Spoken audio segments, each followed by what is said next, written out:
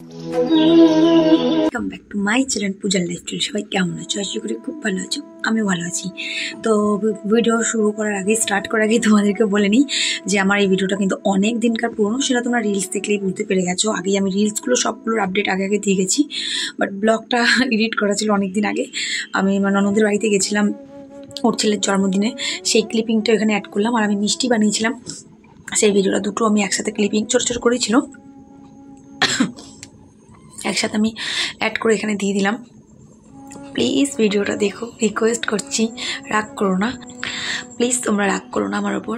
আমি চেষ্টা করছি, আমি আর এবার আর কথা দেবো না, কারণ আমি দেখছি আমি কথা দিয়ে তোমাদের কথার দাম রাখতে পারছি না। তো এবার আর কথা দেবো না, বাট চেষ্টা করবো রোজ কম বেশি করে টুকটাক করে ভিডিও দেওয়া। দেখো রিলসটা কন্টিনিউ দিয়েছি, বাট ভিডিওটা হয়তো দিয়ে ওঠা হচ্ছে না, কারণ অনেক পুরনো ভিডিও আমার ফোনে অলরেডি রয়ে গেছে, যেগুলো আমি তোমাদের সাথে শেয়ার করিনি।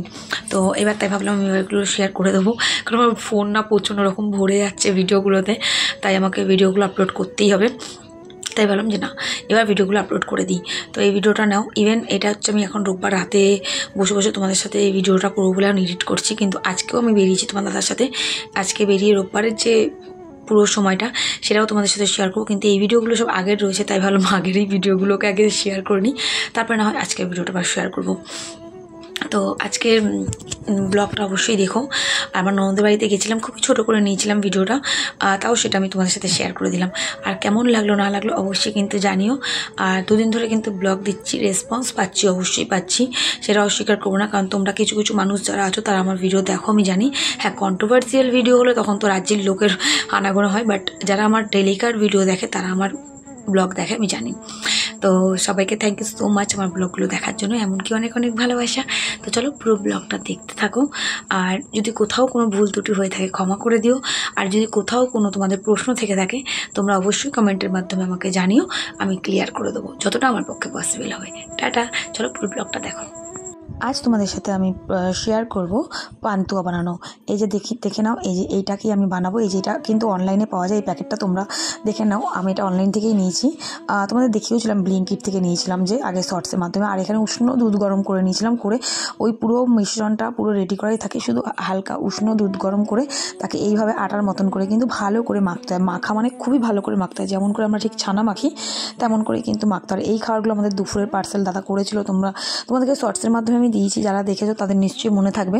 শর্টস আমি আগে দিয়ে দিয়েছিলাম, বাট ব্লগটা আমি এখন শেয়ার করছি তোমাদের সাথে। তো দেখতেই পাচ্ছ, এবার পুরো ময়দাটা মানে ওই জিনিসটা মিশ্রণটা আমার মাখার পরে আমি হাতে ঘি নিয়ে ওপর থেকে কিন্তু সুন্দর করে একটুখানি মিশ্রণটাকে আরেকটু ঘি দিয়ে মেখে নিচ্ছি। আর আবারও বলছি, উষ্ণ গরম জল দিয়ে কিন্তু দুধ বা গরম জল দিয়ে এটা মাখতে পারার খুবই অল্প অল্প করে নেবে।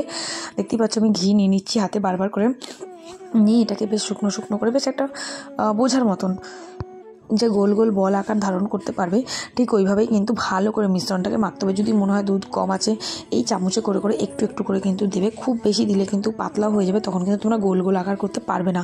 আর এটা বানানোটা খুবই সহজ, ছানা ফানার কোনো ঝামেলা নেই, চিনি ফিনির কোনো ঝামেলা নেই। তুমি এই মিশ্রণটা অনলাইন কিনতে পাওয়া যায়, আমি ব্লিঙ্কিট থেকে নিয়েছিলাম পান্তুয়া বানানোর।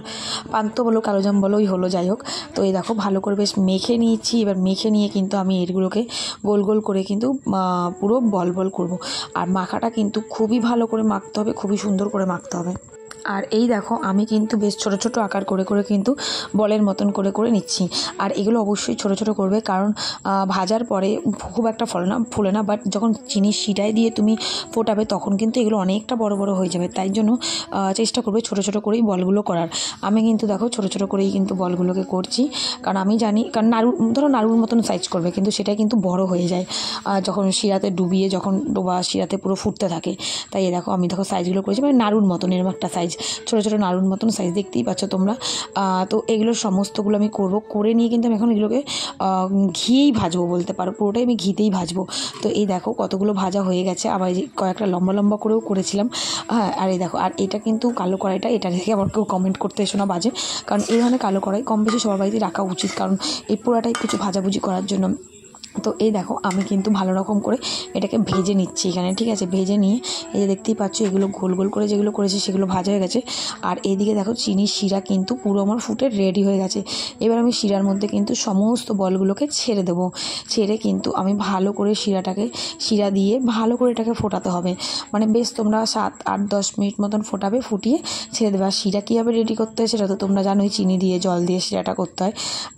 হ্যাঁ ওই তো ছোলার ডাল, এই তো আমের চাটনি, ছোলার ডাল, কচুর শাক, দেখাতে দাও আমাকে, পাঁপড় ভাজা, এটা তো আটকানো রয়েছে, কি করে দেখাবো? দেখো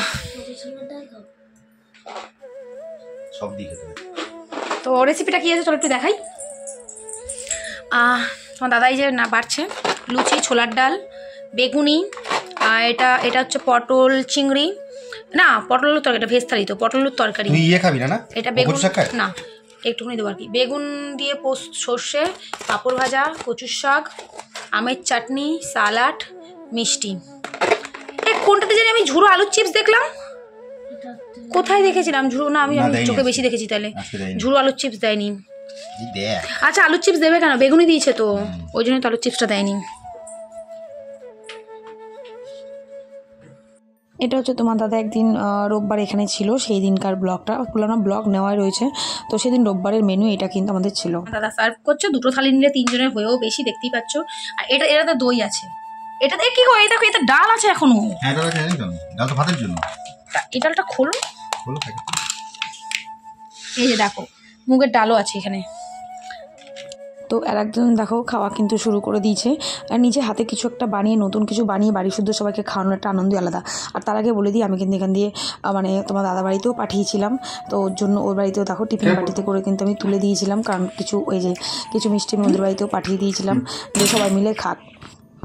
তো মিষ্টির রেসিপিটা কিন্তু এত দূরই ছিল, কোনো রকম কনফিউশন থাকলে আমি বলতে পারার। এটা হচ্ছে আমার ননদের বাড়িতে গেছিলাম, ওর ছেলের জন্মদিন ছিল, তো তার জন্য এই ব্লগগুলো কিন্তু অনেক দিনকার আগের ব্লগ, আবারও বলছি।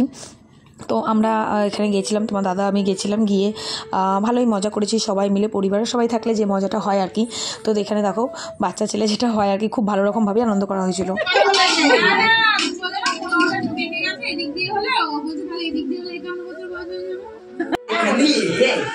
কি হয়েছে?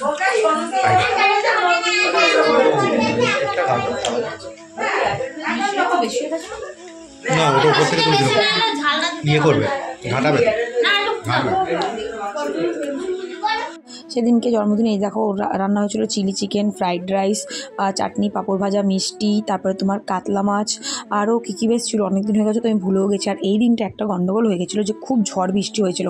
তো যাই হোক, যেরকমই হোক এইভাবেই সবাই কিন্তু খেতে বসেছে, ছাদের উপরে ঘরে খেতে বসা হয়েছিল। আর এই যে দাদা বদ্দাই কিন্তু সমস্ত রান্না, বদ্দা আর আমার যাকে তো তোমরা চেনোই, ওরা দুজন মিলেই কিন্তু সমস্ত রান্না করেছিল।